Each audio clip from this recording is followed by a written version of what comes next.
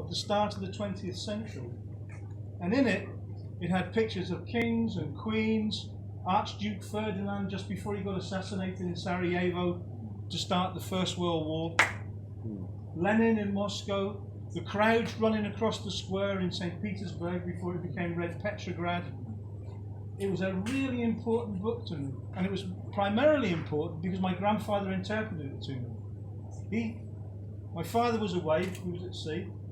My grandfather, he was the person really, along with my uncle, who kind of brought me up in those early years. And he gave me the best gift anybody could ever give you. He gave me a love of books, and a love of reading, and a love of history, and a love of politics, and a love of current events. And I got all those things from my grandfather, and I got them through this book. And I would love to have a copy of the book. I'd love to even know what the book was called. But I can see the pictures in it, and the text that accompanied it, as vividly as if it's here beside me. Now, this book that started me off on this process of being interested in history, politics, and current events, really formed the bedrock of both who I was then, I think who I am now. And even though I was born in the early 50s, I was really a child of the 60s, because that's when I became conscious and when I became aware of what the things I was already interested in really meant. So I grew up in that big turmoil in the 60s in the West, maybe also in Nigeria, but certainly in the West, of the invasion of Czechoslovakia by the Russians, the Paris events of 1968, the Vietnam War and the impact of the Vietnam War. And really the whole of that period for me was a period of politicization. I became political precisely because of the things that were going on around me and the bedrock interest I had. And it's interesting, somebody's got a Che Guevara shirt on. I also remember as a child watching the Cuban Revolution on BBC as Castro and Che Guevara went into Havana and got rid of Bastita and the right-wing junta that were leading them. So that whole period was very important for me. And that leads me to my second book.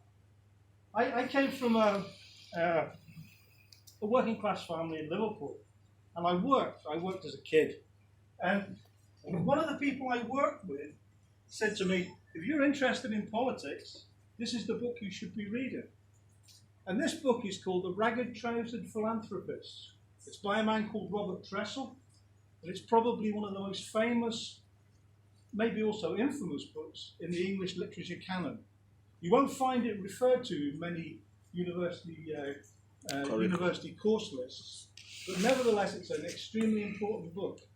It's even been claimed that this book was what won the 1945 general election for the Labour Party. Wow. What it is, it's an account by a man called Robert Tressel, and Robert Tressel was what they called in those days a colourful character. He was illegitimate, he had wives, mistresses, had a spell in prison, moved all over the world, died before he was 40, and never had a book published until after he died. And this book, The Ragged Trousered Philanthropist, is really his legacy. Now, you might ask the question, what does the title mean? Ragged Trousered Philanthropists? Seems a bit odd.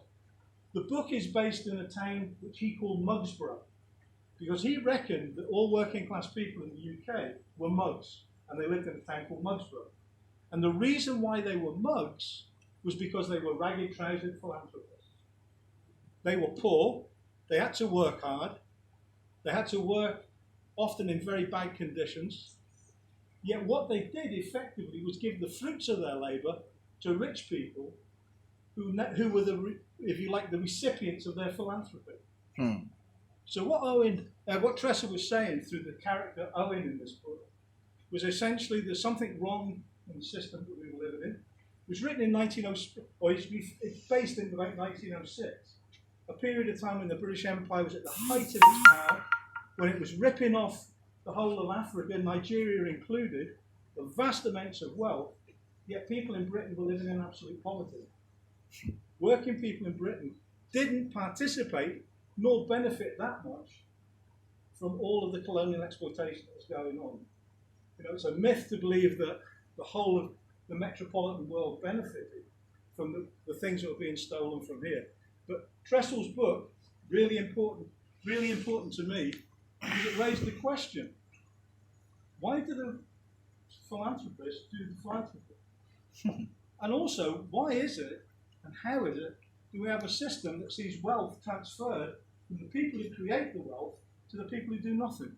And Trestle struggles with this question. Now, if Trestle kind of alerted me to this, or pictured this for me very graphically, it was nevertheless a novel. And it's written with a great deal of humour, it's written with a great deal of pathos as well, but it's written in a very strong manner. In early versions of this, the main character, Owen, actually thinks about committing suicide. Sorry. But he's so despondent about what's happening. In actual